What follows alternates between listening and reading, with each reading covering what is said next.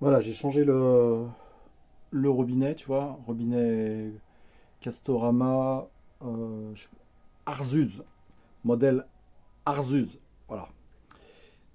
Combien c'était? 39, 34, 34 euros. Tout ça pourquoi? Parce que le robinet d'origine, il microfuyait au niveau de la cartouche. C'était une cartouche de 35 mm, un robinet Reich. Et ça faisait un petit moment, tu vois, de plusieurs fois par jour, tu as la pompe à eau qui se mettait en route. Elle se mettait en route 3-4 secondes, allez, on va dire 5 secondes. Donc ça laissait sous-entendre qu'il y avait une fuite quelque part. Donc j'avais fait tout le circuit depuis la pompe à eau, euh, le robinet de l'évier de la cuisine, tout ça. J'avais rien vu, bon, il n'y avait pas de fuite, rien du tout. Et en fait, c'était sous mes yeux comme d'habitude. Voilà, c'est ici, il y a de l'eau qui s'accumulait. Comme c'est sous tes yeux, bah, tu pensais que c'était parce que tu te lavais les dents ou tu utilisais le robinet du lavabo de la salle de bain. Donc il y a toujours un peu d'eau ici, là. Et puis, bah, en fait, c'est parce que la cartouche, elle fuyait. Donc il y a de l'eau qui passait dans le corps à travers la cartouche. Ça sortait, ça sointait ici, hop, par l'extérieur. Et puis bah, ça venait ici, quoi. Et puis bah, maman, elle passait un coup d'éponge et tout ça. Mais bon, au final, tu savais pas que ça te fuyait ici, quoi. Donc j'ai regardé des tutos des copains. Donc il y avait qui? Il y avait Manureva, Instant Camping-Car, un truc comme ça, là. Des tutos pour nettoyer la cartouche des robinets machin là. Donc ce que j'ai fait, je me suis appliqué.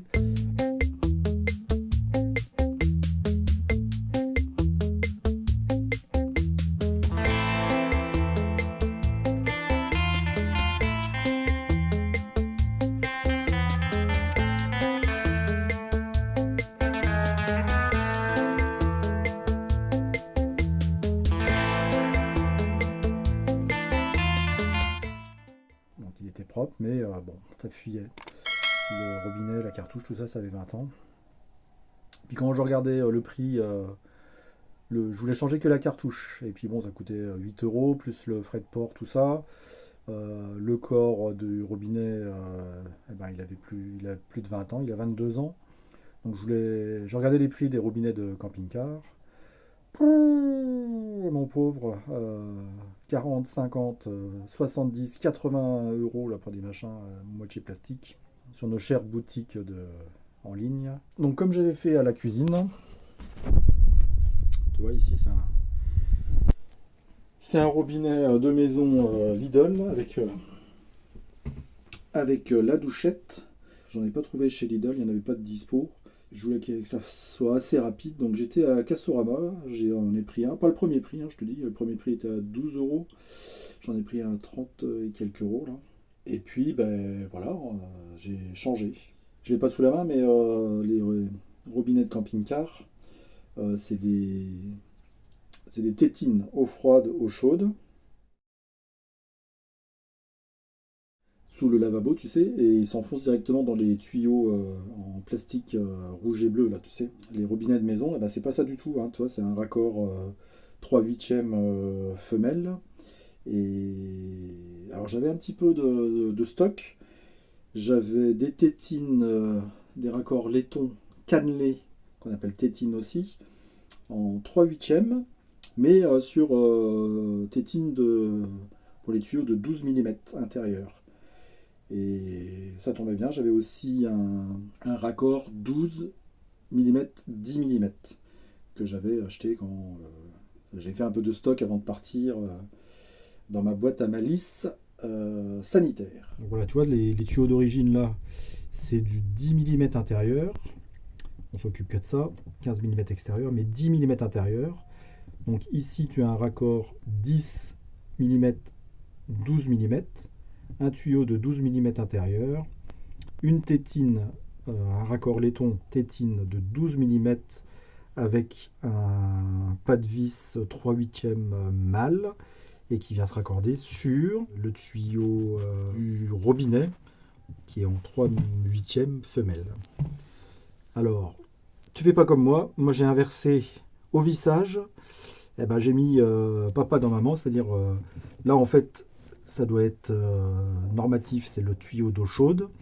Et ben, je l'ai vissé dans le trou de l'eau froide. Et une fois que je l'ai monté, ben, je me suis aperçu et je voulais pas tout redémonter. Donc moi je le sais, ça c'est le tuyau d'eau froide. Alors que tu vois, le symbole ici, ça veut dire que c'est le tuyau d'eau chaude. Mais il est branché sur la buse d'eau froide. Donc buse d'eau froide, buse d'eau chaude. Et ça fait chier, ça fuit pas du tout. Là. On va laisser en pression quand même un peu, là. On va passer un petit peu de temps et puis on verra bien. Parce que pour le sortir, c'est plus simple de démonter l'évier. Parce que sinon, pour aller démonter, toi, tu as deux écrous de 13. Celui d'origine, tu as un écrou de 13. Et celui-là, tu as deux écrous de 10 en dessous, là, tu sais, pour fixer la platine en dessous, là. Et le plus simple, c'est de démonter. Donc, il faut démonter ça, les caches, les deux caches parois. Et il faut démonter, c'est plus simple de démonter ça. Donc les tuyaux là-haut, eh ben, le plus simple, plutôt que de tirer dessus comme un dingue, ben, je savais que j'allais enlever de la longueur, donc j'ai directement coupé. Tu vois, moi je coupe mes tuyaux toujours pareil avec ça là, ça va super bien. Paf, ça fait des coupes bien propres. Tu remontes tout, c'est propre, tu nettoies avec du bicarbonate de soude, etc. Et puis tu remontes, c'est propre. Donc on va remettre toutes les vis. Tu vois, il manque une vis là, là, avec des caches vis. Et puis ben voilà, ça va être propre. Ça glougloute un peu parce que j'avais fermé la pompe, j'avais vidangé. Ça c'est l'eau chaude. Hop, voilà. Donc lui il a un débit de 7 litres par minute. Donc j'en ai profité pour tout nettoyer, la bonde. Maman elle a déjà remis tout son bazar là. Qu'est-ce que t'en penses? C'est pas mal, hein? Allez, ciao!